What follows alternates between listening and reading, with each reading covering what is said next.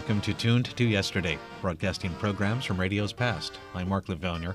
In this hour, a Broadway play turned movie. It's The Letter, written by Somerset Maugham, making its debut at the Morosco Theater in New York in September of 1927 and wrapping after 104 performances, and also later picked up 7 Oscar nominations when it was turned into a film in 1940 with Bette Davis and Herbert Marshall as stars.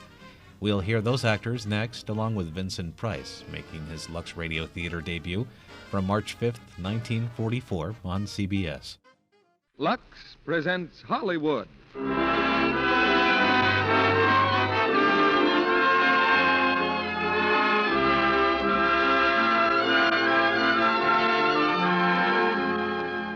Lux Radio Theater brings you Bette Davis, Herbert Marshall, and Vincent Price in The Letter.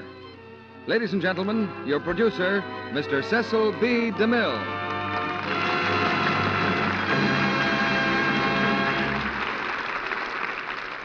Greetings from Hollywood, ladies and gentlemen. Some stars are born to fame. Others have fame thrust upon them. And then there's a third kind, like Bette Davis. All the honors in Hollywood have come to her at one time or another. Those who judge stars by box office value place her among the leaders. Those who judge purely by artistic standards accord her the same position. She's won the Academy Award twice, and yet I doubt whether Bette has ever been completely satisfied with one of her performances. Like most great artists, she always found some detail that might be improved, for neither the box office nor the critic judges as harshly as her own instinct. Tonight we present Bette Davis in The Letter by Somerset Maugham. She gave one of her finest performances in the Warner Brothers picture, and that was only fitting because it was in another Maugham story called Of Human Bondage that Bette came of age as an actress. The Letter packs the drama of a lifetime into a few weeks of love and violence and death. It's a great play for a great actress. But you'll hear more than one star performance because we have 2 other fine artists, Herbert Marshall from the picture cast and Vincent Price, who makes his first appearance here tonight. When I was first connected with the theater, the audience which enjoyed a production like this was limited to the few hundred people who could crowd into a Broadway playhouse. You can picture the riot there'd be if tonight's stars were appearing on Broadway for one night only. But today, Lux Flakes has made it possible for 30 or 35 million people to hear the play at the same time, and every one of you has the best seat in the house. The soldier in New Guinea is in the 3rd row center, right beside the banker who is listening from his Park Avenue apartment. And Lux Flakes is at work in both places, too, in millions of American homes and abroad, where a steel helmet may do double duty as a wash tub. Here's the curtain now for the first act of The Letter, starring Bette Davis as Leslie, Herbert Marshall as Robert Crosby, and Vincent Price as Howard Joyce.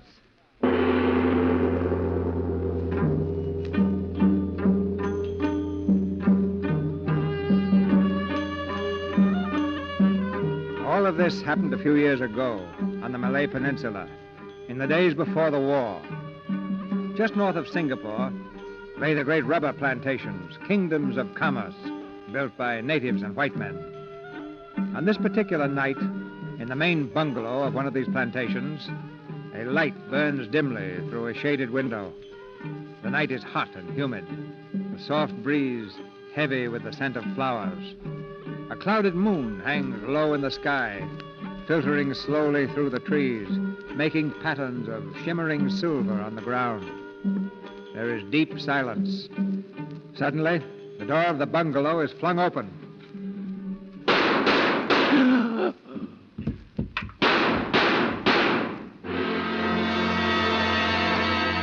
Missy, I hear gunfire. Mr. Crosby, I hear. That man, that is Mr. Hammond. Is he dead? I think him dead. You shoot him, Mr. Crosby? Do you know where the new district officer lives? Yes, Missy. Send someone for him at once. Say there's been an accident and Mr. Hammond's dead. Yes, Missy. And get word to my husband. He's out somewhere on the number 4 plantation. Yes, Missy. I try.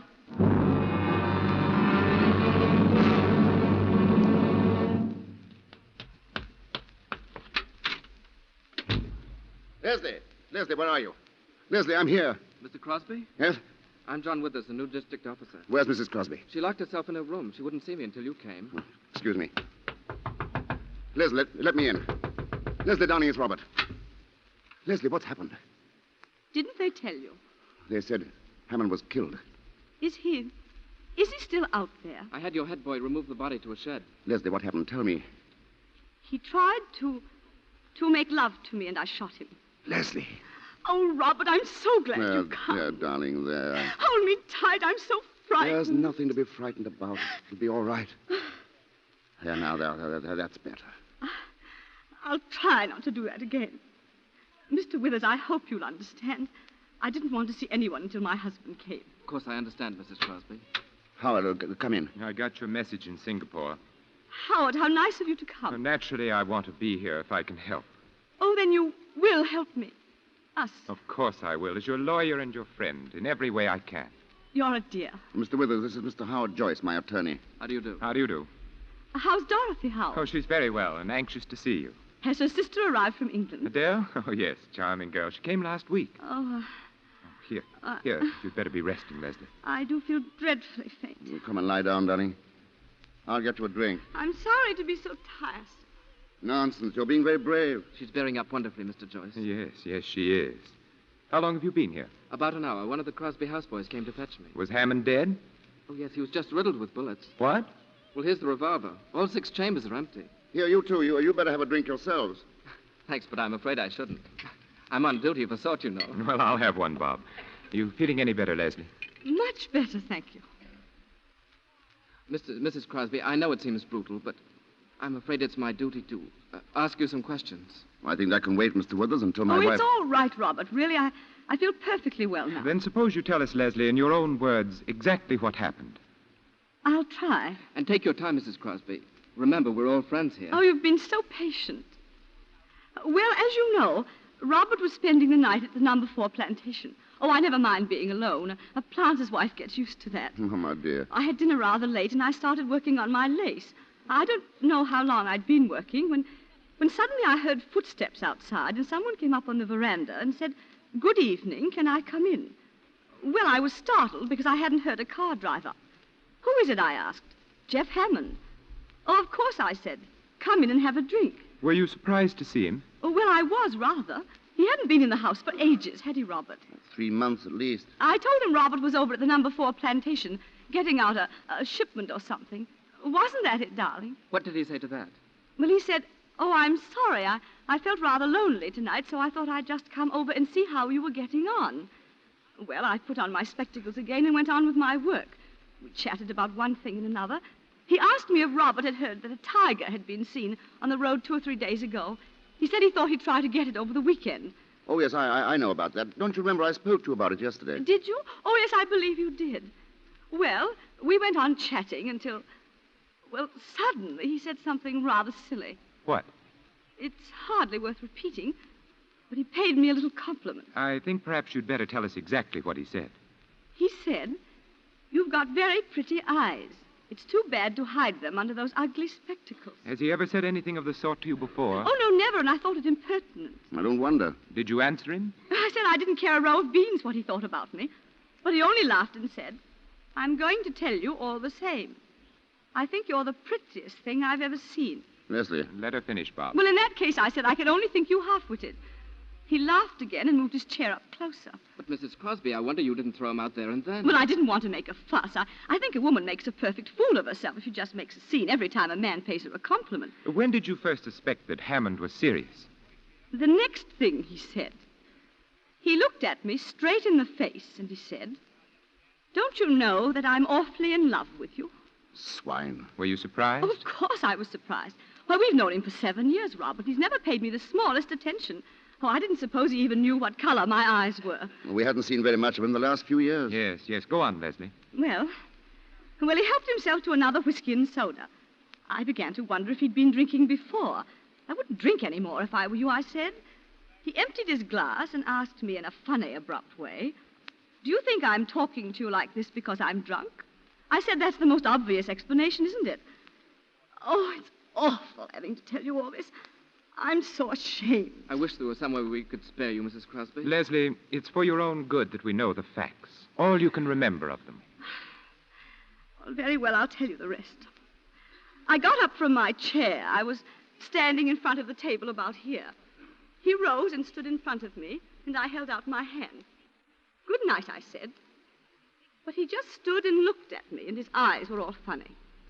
I'm not going, he said. Well, then I began to lose my temper. You poor fool, don't you know I've never loved anyone but Robert? And even if I didn't love Robert, you're the last man I should care for. He answered, Robert's away. Well, that was the last straw. I wasn't frightened, just angry. If you don't go this minute, I told him, I'll call the boys and have you thrown out. I walked past him to call the boys from the veranda, and he took hold of my arm and swung me back. Oh, I screamed as loud as I could. He flung his arms about me and began to kiss me. I struggled to tear myself away from him. He seemed like a madman. He kept talking and talking, saying he loved me. Oh, it's horrible. I can't go on. I'm very sorry, Leslie, but we'll have to know the rest. Well, he lifted me in his arms. I struggled to get free, but he was too strong for me. He started to carry me, and then, well, he stumbled on those steps, and I got away from him. Suddenly, I remembered Robert's revolver in the drawer of that chest. He got up and ran after me, but I reached it before he caught me. Oh, it was all instinctive. I didn't know what I was doing. I didn't even know I'd fired. I heard a report and saw him lurch toward the door. I followed him out to the veranda. He staggered across the porch, grabbed the railing. It slipped through his hand as he fell down the steps. I don't remember anything more, just the reports, one after another, until there was a funny little click, and the revolver was empty. And suddenly I looked down and saw him lying there, lying in the moonlight. It was only then that I knew what I'd done. My poor Donnie. Mrs. Crosby, may I say I think you behaved magnificently? I'm terribly sorry we had to put you to the ordeal of telling us all this. Oh, you were all very kind. Quite obvious the man only got what he deserved. Withers, if you'll come with me, I'd like to see the body for a minute. Yes, I'll take you to the shed. We'll only be a few minutes. My poor child. Oh, Robert, what have I done? You've done what any woman would have done in your place. Only 9/10 of them wouldn't have had the courage. And yet I'd give almost anything if I could bring him back to life. It's so horrible to think that I killed him. Leslie, why, there isn't a man or a woman in the colony who won't be proud to know you. Darling, we have been happy, haven't we? You've been the best wife a man could have. I'm grateful for all the time we've been together. Robert, don't say it that way. It sounds so in the past. Oh, nonsense. We've got most of our lives ahead of us. Oh, if there were only something I could do to help you right now. You can love me. That's all I need. I've always loved you. Yes, but now. Leslie, darling, if I could love you any more, I would now. Robert.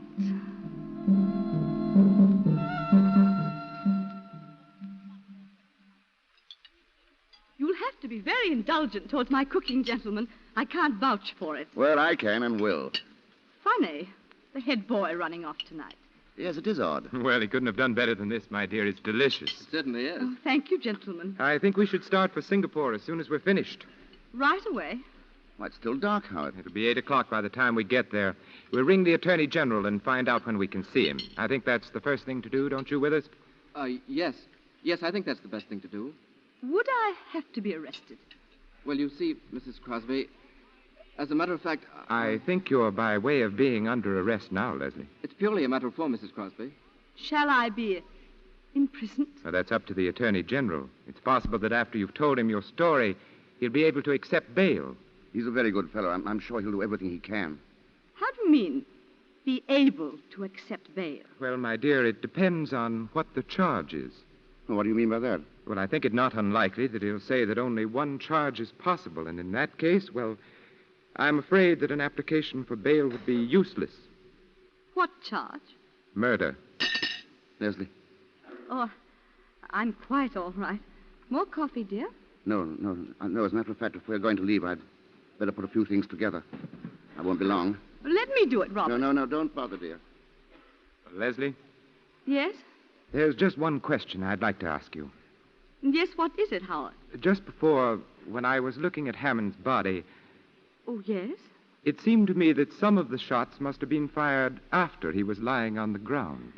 Howard, I'm afraid it sounds very cold-blooded. But I was so terrified, I didn't know what I was doing. Everything was confused and blurred. Well, there, Leslie, I shouldn't have even brought it up tonight. Put it out of your mind.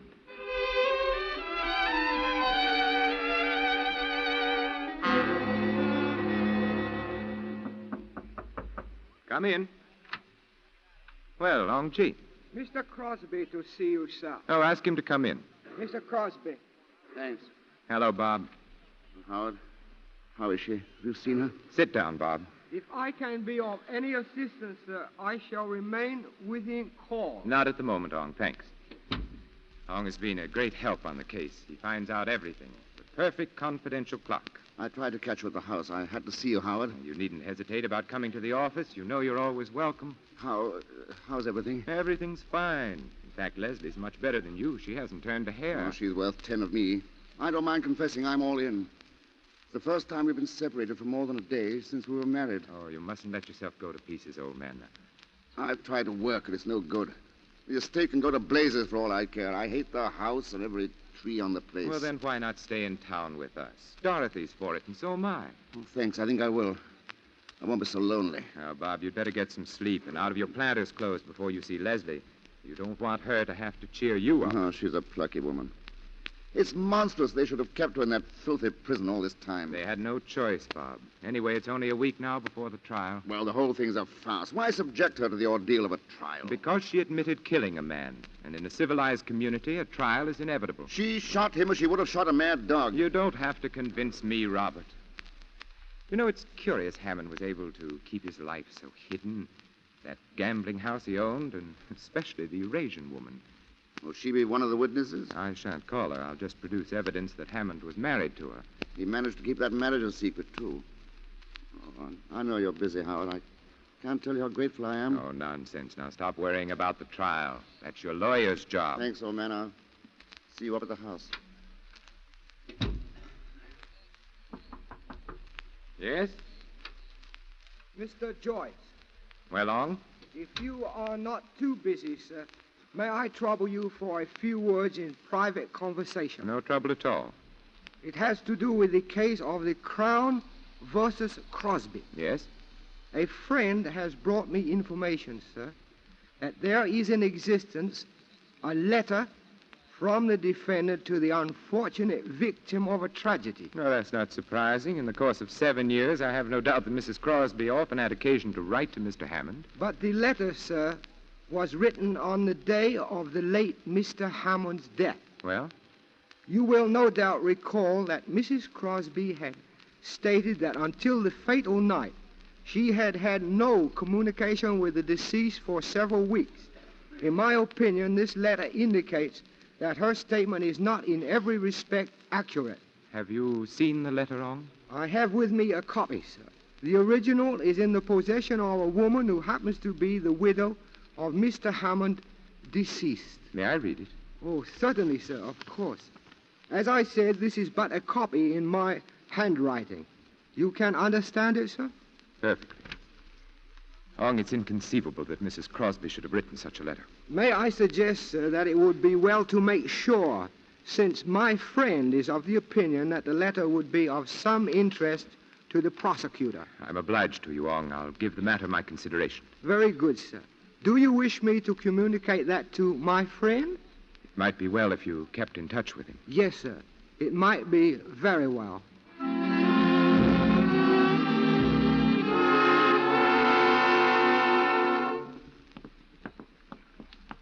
You may stay in the visiting room as long as you want, Mrs. Crosby. The warden's orders. That's very nice of him. Thank you. Howard, how good of you to come. I wasn't expecting you today. Good morning, Leslie. You're looking very well. Thank you, Howard. Well, the trial's only 5 days off now. I know. Each morning when I awake, I say to myself, one less. Just like I used to at school with the holidays coming. Oh, Leslie. Oh, don't feel sorry for me, Howard. The time has passed quite quickly. I've read a great deal and worked on my lace. But I will confess something to you, Howard. I'm not looking forward to testifying in court. Leslie, one of the things that impressed me is that each time you've told your story, you've told it in exactly the same words. You've never varied a hair's breadth. And what does that suggest to your legal mind? Well, it suggests either that you have an extraordinary memory or that you're telling the plain, unvarnished truth. I'm afraid I have a very poor memory. I suppose, Leslie, I'm right in thinking that you had no communication with Hammond for several weeks before the catastrophe? Oh, quite. I'm positive of that. Let's see. The last time we met was at a tennis party at the McFarrens'. I don't think I said more than 2 words to him. And you hadn't written to him? Oh, no. At one time, you'd been on fairly intimate terms with him. Now, how did it happen that you stopped asking him to anything? Well, we hadn't anything much in common. And he was very popular, had a good many calls on his time, and well, there didn't seem to be any need to shower him with invitations. Are you quite certain that's all? Well, I may as well tell you. We heard about his wife. And once, just by chance, I actually saw her. Oh? You never mentioned that. What was she like? Horrible. Covered with gold chains and bangles and bracelets. And a face like a mask. And it was after you knew about her that you stopped having anything to do with Hammond? Yes. Leslie, I think I should tell you that there is, in existence, a letter in your handwriting from you to Jeff Hammond. Well, I've often sent him little notes to ask him something or other. This letter asks him to come and see you because Robert was going to be away. Oh, but that's impossible. I never did anything of the kind. You'd better read it for yourself. This is not my handwriting. I know that, Leslie. It's said to be an exact copy of one written on the day of Hammond's death. Well, Leslie? What does it mean? That's for you to say, Leslie. I didn't write it. I swear I didn't write it. The original is in your handwriting. It'd be useless to deny it. It could be a forgery. It would be difficult to prove that, Leslie. It would be very easy to prove that it was genuine. Well, it's not dated. It might have been written years ago. Oh, if you'll just give me a little time, I'll try to remember. Leslie, the prosecution could cross-examine your houseboys. They would soon find out whether someone took a letter to Hammond on the day of his death. I swear to you that I did not write this letter. Very well. Then there's nothing further to talk about. I'll be going. Howard! Wait. Wait a minute. I did write it. I was afraid to mention it. I thought none of you'd believe my story if I admitted that he'd come there at my invitation. Go on. You see, I was preparing a surprise for Robert's birthday. I knew he wanted a new gun, and I'm so dreadfully stupid about sporting things. I thought I'd talk to Jeff about it and get him to order it for me. Perhaps you've forgotten what's in the letter, Leslie. Will you have another look at it? No, I don't want to. Then let me read it to you. Robert will be away. I absolutely must see you. I'm desperate, and if you don't come, I won't answer for the consequences. Don't drive up to the door. Leslie, I'll have to talk to you very plainly. I told Robert today that I was certain of your acquittal, and didn't say that just to cheer him up. I don't believe the jury would have retired at all, but this letter alters the case completely. I won't tell you what I personally thought when I read the letter. The duty of counsel is to defend his client and not to convict her, even in his own mind. I don't want you to tell me anything but what is needed to save your neck. Oh. They can prove Hammond came to your house at your urgent invitation. I don't know what else they can prove, but if the jury comes to the conclusion that you didn't kill Hammond in self-defense... I know that... Leslie. Matron, quickly. Yes, sir? Call the nurse. Mrs. Crosby is ill. In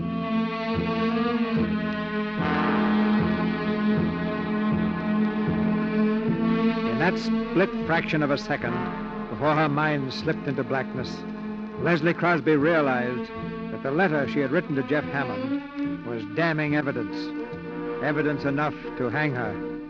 Now, a few minutes later, in the first aid room of the prison hospital, she leans wearily back in a chair, her eyes half closed.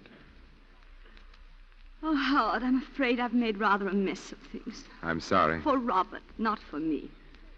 You've distrusted me from the beginning, Howard. That's neither here nor there, Leslie. Who's got the letter now? The Eurasian woman who was Hammond's wife. Oh. Howard, are you going to let me be hanged? What do you mean by that, Leslie? You could get hold of the letter. Do you think it's so easy to do away with unwelcome evidence? Surely nothing would have been said to you if the owner wasn't quite prepared to sell it. That's quite true. But I'm not prepared to buy it. Oh, but it wouldn't be your money. Robert has saved some. I wasn't thinking of the money. I don't know if you'll understand this, Leslie, but I've always thought of myself as an honest man. You're asking me to do something which is no different from suborning a witness. Do you mean to say you can save me and you won't? What harm have I ever done you? You can't be so cruel. I want to do my best for you, Leslie, but a lawyer has a duty to his profession and to himself. I can't do what you ask. Oh, poor Robert. He doesn't deserve it. He's never hurt anyone in his life. He's so kind and simple and good, and he trusts me so. I mean everything to him, everything in the world. And this will ruin his life. Oh, I know what you're thinking. You despise me. You think he's well rid of me if they hang me. I don't despise you. It isn't important what I feel about you. Don't you understand that? But I'm going to do what I can. Oh, Howard. Bob will want to know what the money's for. Will it be a very large sum? Well, I imagine this woman has a pretty shrewd idea of the letter's value. You won't have to show Robert the letter, will you? I'll do everything possible to prevent him from seeing it. He'll be an important witness, and he should be as firmly convinced of your innocence as he is now. And after the trial? I'm going to try to save your life. Oh, if Robert loses his trust in me, he loses everything. It's strange that a man can live with a woman for 10 years and not know the first thing about her.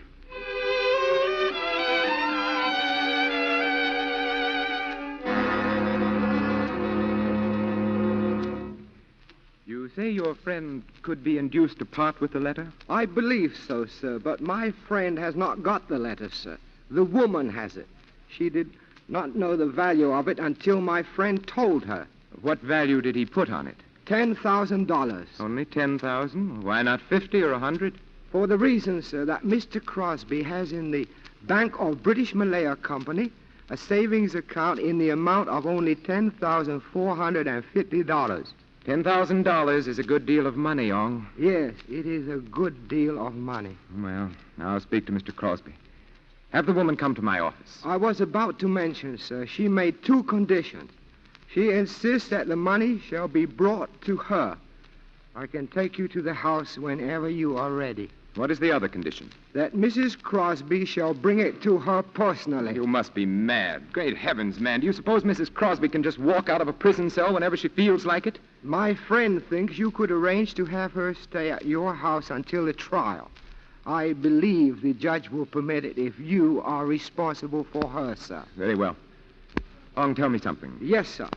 What are you getting out of this? $2,000, sir. And the satisfaction of being of service to you and our client.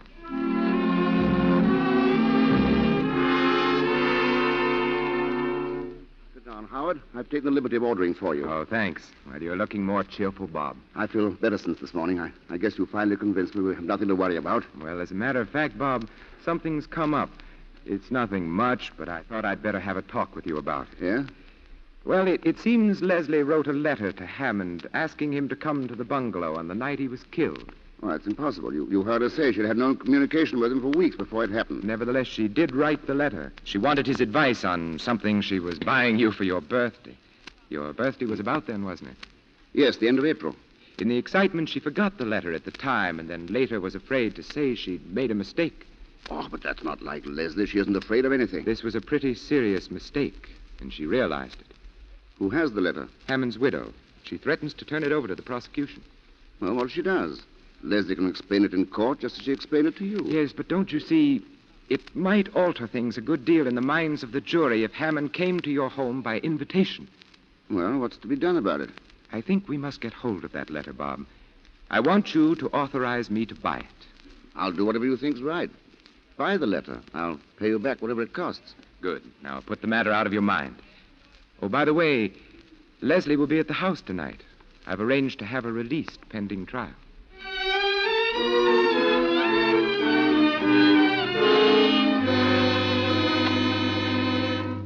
Leslie, don't tell me that's the same lace I saw you working on at the McFerrins. How can you go so fast? Well, I hadn't anything much else to do this past month. Well, what's it going to be? It's too fine for a tablecloth, surely. It's a coverlet for our bed. Oh, Dorothy, Leslie and I have some work to do this evening. Look here, Robert, why don't you take the girls to a picture? Well, it won't take all evening, will it, Howard? Well, there's a lot to go over. No use you 3 hanging around. You'd much better see a good film. Yes, go ahead, dear. It'll take your mind off tomorrow. I want you to. All right, then. I'll bring the car around. Come on, Adele. I can see the legal mind's anxious to get rid of us. Good night, Leslie. Good night. Where do we have to go? The Chinese Quarter. Some sort of a shop, I believe. I've always wanted to see the Chinese Quarter. I hear it's a bit creepy. Of course, I'd have chosen other circumstances for a visit. Be flippant about your own crimes if you like, but don't be flippant about mine. Oh, I'm sorry, Howard. I didn't mean to be flippant. Really, I didn't. Maybe it's my own sense of guilt, Leslie, but I have an unpleasant feeling that I'm going to have to pay the piper for what I'm doing tonight. I'm jeopardizing my whole career, and I have to rely on your discretion. Howard, whatever else I am, I'm not ungrateful. Please forget what I said. Leslie, when did you first start doing that lace work? Oh, a few years ago. How did you happen to take it up? I wanted something to do, and it appealed to me. But it must take enormous concentration and patience. I find it soothing. You mean it takes your mind off other things? Is that a legal question? You're not an ordinary client, Leslie. You've been watching me, Howard. I felt it all evening. Trying to read my thoughts. I'm trying to understand you. Why? Because I'm so evil. That's it, isn't it? Some time ago, Leslie, I saw a volcano erupt. An island south of here, Guadi. It had been dormant for years. And then suddenly the crest blew off. It was terrifying and beautiful. Fire turned the sky and sea crimson. And 3 villages melted into ashes. But it's time we were starting. Ong Chi will be waiting for us.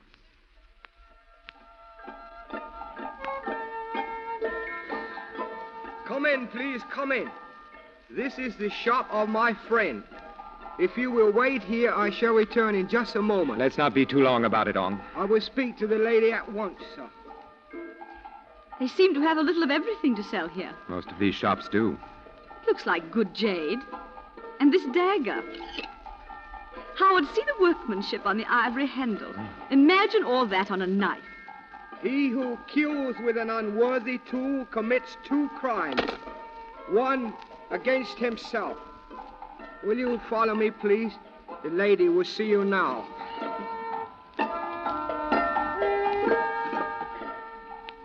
Now, where is she? You said she'd be here. She is coming now, sir. Well, what is she standing there for? Ask her if she has the letter. Yes, sir. Nego feng su ha si ma feng shun. Gilge nuyen trick quigamo. Ho monkwe. Gil quid trigamo. Mrs. Crosby, I regret, but the veil that you wear over your head, Mrs. Hammond requests that you remove it. Of course. Gil kui hang lai nishi. Mrs. Crosby, Mrs. Hammond has a further request. She wishes you to walk over to her. Now, look here. Tell her this is enough. Oh, it's all right, Howard. I don't mind.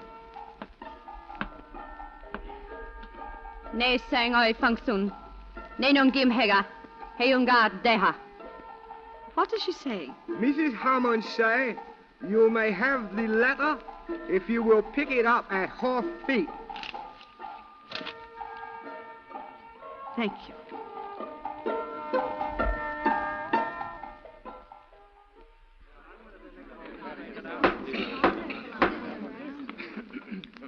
Gentlemen of the jury, have you agreed upon a verdict? We have, Your Honor. The prisoner will please rise and look upon the jury. Do you find the prisoner at the bar, Leslie Crosby, guilty or not guilty? We find the defendant not guilty.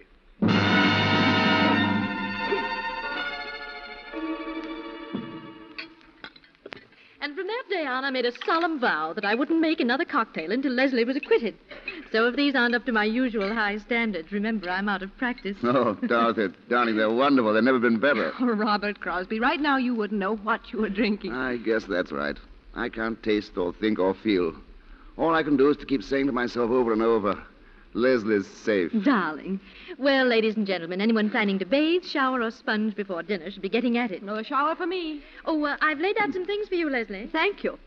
Darling, I'm going to tidy myself up a bit. No, don't go, Leslie. I shan't be a minute. Well, no, there's something I particularly want to talk to you about. And, Howard, I want to see you, too. I want your legal opinion. Oh, you do? Well, what's up? Well, I want to get Leslie away from here as quickly as possible. I think a bit of a holiday would do you both Oh, good. oh, no. I mean for good. But how could we? Well, you can't very well throw up your job. Well, I've got something in view that's much, much better. It's in Sumatra. We'd be away from everybody, and the only people around us would be Dutch. We'd start a new life. The only thing is, you'd be awfully lonely, darling, at the start. Oh, I wouldn't mind that. I'd like to go, Robert. I don't want to stay here. That settles it, then. I'll go straight ahead, and we can fix things up at once. Is the money as good as here? I hope it'll be better. At all events, I'll be working for myself and not for a company in London. What do you mean? Well, why should I go on sweating my life out for other people? This plantation belongs to a Malacca Chinese planter who's in financial difficulties, and he's willing to let it go for $30,000 if he can get the money the day after tomorrow. But how on earth are you going to raise $30,000? Well, I've saved about 10, and the bank is willing to let me have the balance on mortgage. Robert, darling, I shouldn't like you to take such a risk on my account. I'll be perfectly all right here. Really, I shall. Nonsense, darling. You just said you wanted to go. But I'm not sure it wouldn't be a mistake to run away. Everyone's been so kind, and they'll all help to make it easy for us. I really think the thing to do is to stick it out here. Anyhow, it's not a thing you want to rush into, Bob. Let's wait and see. Why should I wait? It's a good thing, and I don't want to lose it. Look, I've got all the papers in my briefcase. I'll go and get them, and you can see for yourself. And I have a couple of photographs of the bungalow to show Leslie. I don't want to see them, please, Robert. Oh, come now, darling. That's just nerves. That shows how necessary it is for you to get away. But, Robert... Leslie, darling, in this case, you must let me have my own way. It won't be a minute. Howard, what are you going to do? What can I do? Oh, don't tell him now. I can't bear any more. You heard what he said. He wants the money at once to buy the estate. He can't. He hasn't got it. Oh, give me a little time. I can pay it back. Leslie, I can't afford to let you have a sum like that. I've mortgaged everything I own. I was glad to advance it, but Howard, where is the letter? I have it in my pocket. Oh, it will break his heart. What shall I do? I don't know, Leslie. If I tell him, he'll want to see the letter, of course. Here we are. He's coming. What shall I do, Leslie? It's up to you. Well? Tell him. Tell him and have done with it. Robert Crosby has returned to the room, his thoughts full of plans for the purchase of the new plantation. In silence, Leslie and Joyce watch Robert, who is brimming over with enthusiasm as he arranges papers on his desk. This is really a handsome estate. We'll be stealing it for $30,000. Bob, I don't like to throw cold water on your plans, but hasn't it struck you that the costs of what we've just been through will be pretty heavy? Costs? Oh, yes. You mean the legal expenses? No, I'm not going to charge you anything for my own services. But there are certain out-of-pocket expenses. Oh, that's awfully decent of you. I'm not sure I can accept that. But what do these other expenses amount to? Well, the principal item is that letter of Leslie's I mentioned to you. Oh, yes. I'd almost forgotten. You were going to... I had to pay a great deal of money for it. Well, if you thought it necessary, I'm not going to grouse. How much was it? $10,000. $10,000? Why, you must have been mad. You may be quite sure I wouldn't have given that if I could have got it for less. No, but that's every cent I have in the world. Why didn't you let them bring the letter in and explain it to the jury? I didn't dare. But you mean it was absolutely necessary to suppress it? If you wanted Leslie acquitted? But what was there in the letter? I told you at the It time. was very stupid of me, Robert. I remember now. You wrote to Hammond to ask him to come to the bungalow. Yes. You wanted to get something for me, didn't you? Yes, I wanted to get you a gun. He knew all about that sort of thing, and you know how dreadfully ignorant I am. Buying that letter was a criminal offense, wasn't it? Well, it's not the sort of thing a respectable lawyer does in the ordinary way of business. It was a criminal offense? Yes, it was. I might be disbarred for it. Then why did you do it, you of all people? What were you trying to save me from? Leslie, you knew I was buying a gun from Cameron. Why did you want to make me a present of another?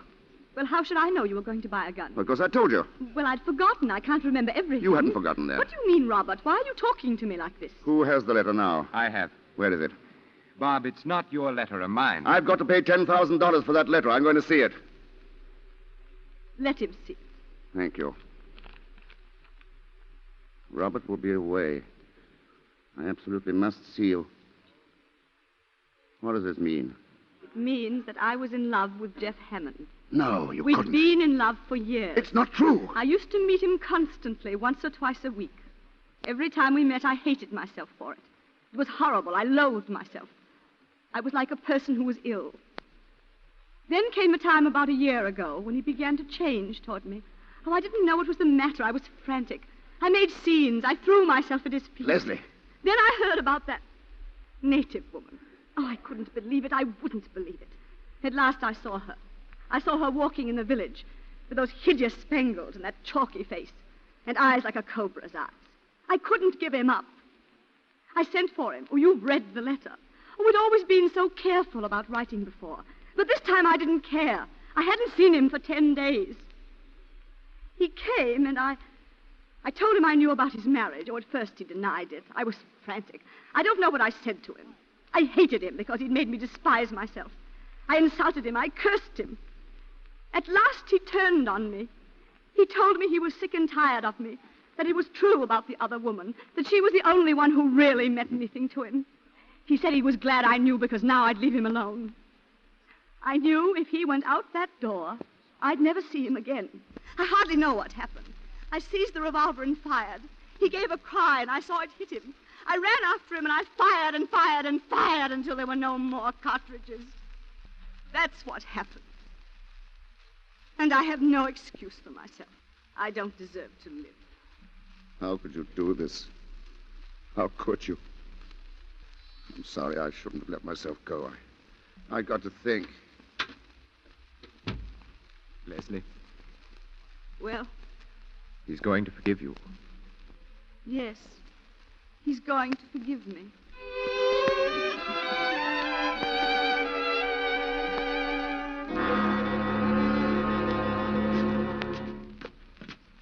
And the fifth couple of the Prescotts. Oh, yes. Robert's told me about them. You'll adore them, Leslie.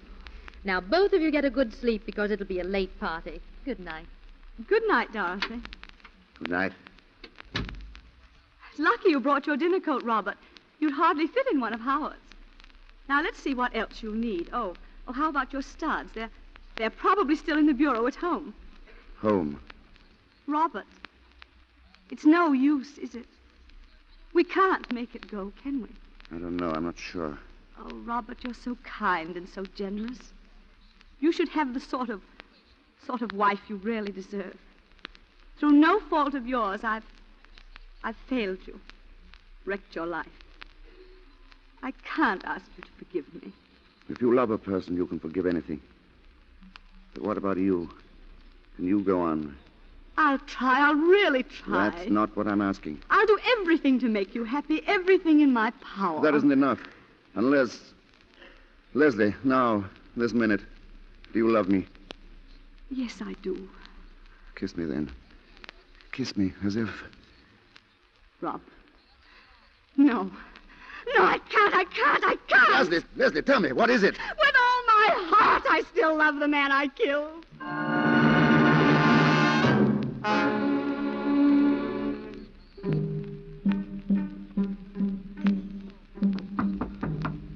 Leslie, let me in. My dear, they're all waiting for you. This is your party, you know. I'm sorry, Dorothy. I took rather long to dress. Why, Leslie, isn't that your lace work? Yes. Were you working on it just now? A little. I'm anxious to finish it. Oh, Leslie, please come downstairs. Of course, dear. In a few minutes. Very well. When did you first start doing that lace work, Leslie? I find it soothing. You mean it takes your mind off other things? I couldn't give him up. I sent for him. At last he turned on me. He was sick and tired of me. She was the only one who meant anything to him. She was the only one. I hardly know what happened. I seized the revolver and fired and fired and fired until there were no more cartridges. I have no excuse for myself. I don't deserve to live. I don't deserve to... Who's out there? Who is it?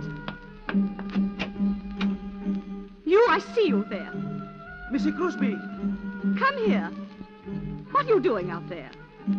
I no want to come. She make me come. She tell me I come here. She? Missy Hammond. She tell me I come here. Bring dagger. Leave it outside window. Of course, Mrs. Hammond. Dagger, Missy. She bring dagger to you. She's here, then? Yes. Missy Hammond on path by gate. You no go in garden, Missy. She kill you. She with there. That is what dagger mean. She kill you. You go in garden. Missy, you no tell police I come. Missy, you no tell police I come. This dagger. See the workmanship on the ivory handle. Imagine all that on a knife.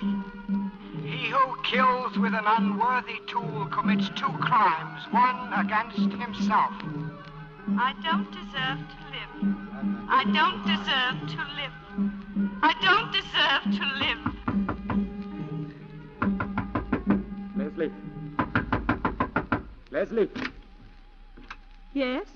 Leslie, you've got to do something about Robert. He's acting very strangely. What is it? I don't know. At first I thought he was drunk, but it's worse than that. I'll be right down.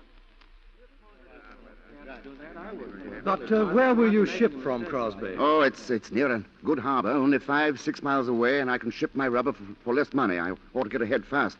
In 10-15 years, I can live in London, travel, do anything I please. Robert, will you come with me, darling, please? Not now, darling. Maybe later. I'm telling the boys about my new plantation. Sounds like quite a place. Oh, of course, we'll miss Singapore. Our friends are here, and we've had some mighty fine times. No English people in that part of Sumatra, only Dutch and natives.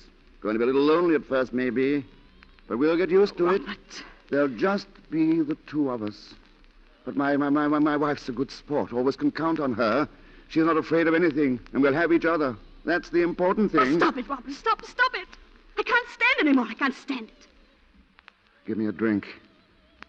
I want a drink. What do you suppose is the matter with him? Where is Leslie? Where did you go? She ran out into the garden. The garden. I'll find her. No, let her alone.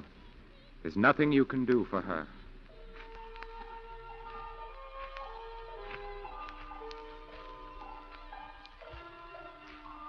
You no go in garden. She kill you. You go in garden, Missy. See the workmanship on the ivory handle. She kill you. I couldn't give him up. I sent for him. Robert will be away. I absolutely must see you. I couldn't give him up. What does this mean? It means that I was in love with Jeff Hammond. That's not true. It means I was in love with Jeff Hammond. No. We'd been in love for years. We'd been in love for years. Missy Crosby, go back.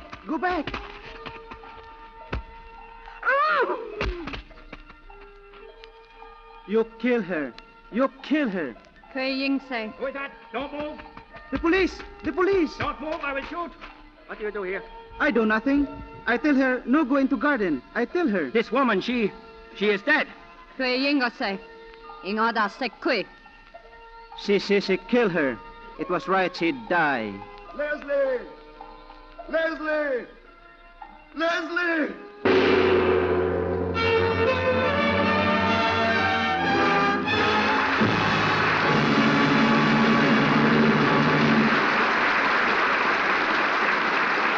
Our stars will return for a curtain call in just a moment.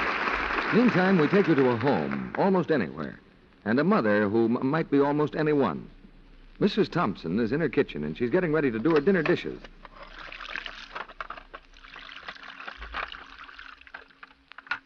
There, all scraped and rinsed.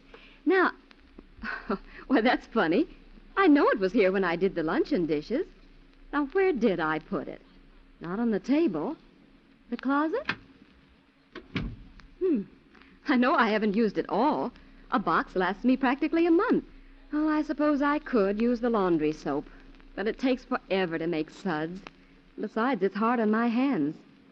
Alice! Oh, Alice! You know what happened to the box of Lux Flakes I keep here on the drain board? Oh, well, you bring it right down this minute. I need it for the dishes. Well, do your sweater later, dear. I have to have it now. Guess I'll have to get a box for the bathroom when I go to the store tomorrow. The man said he expected more this week. I hate to be caught without Lux. I know what those strong soaps do to my hands. Many women say that once you've used Lux for dishes, you'll never want to use a strong soap again. Lux leaves hands so soft and lovely. Even if they're red and rough from using harsh soaps, just changing to gentle Lux Flakes will take away that dishpan look, make them smooth and attractive again. And Lux is so thrifty. You can change dishpan hands to Lux hands for less than a penny a day. Now, here's Mr. DeMille with our stars. A curtain call is one of the oldest traditions of the theater, but it's never been better earned than tonight. And coming back to the footlights now are Betty Davis, Herbert Marshall, and Vincent Price. It's a pleasure to be back, Mr. DeMille.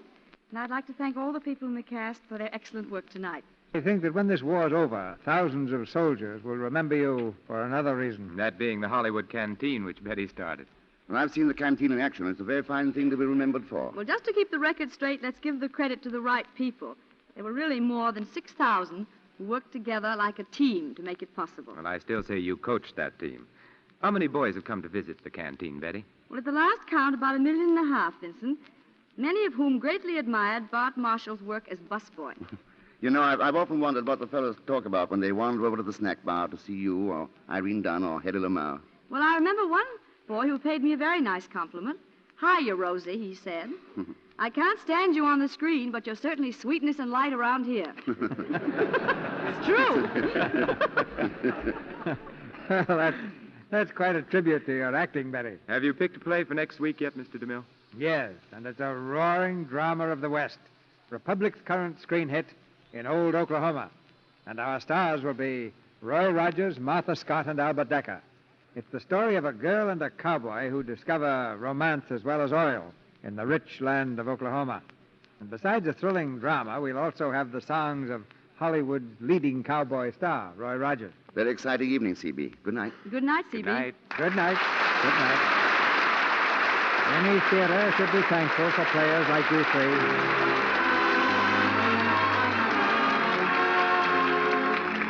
Our sponsors, the makers of Lux Flakes, join me in inviting you to be with us again next Monday night when the Lux Radio Theater presents Martha Scott, Roy Rogers, and Albert Decker in Old Oklahoma. This is Cecil B. DeMille saying good night to you from Hollywood. The Lux Radio Theater on Tuned to Yesterday from the 5th of March, 1944 on CBS. And that wraps this hour of Broadway on Tuned to Yesterday. Be with us again for more great programs from radio's past. Until our next hour together, I'm Mark Lavonier. Thanks for listening.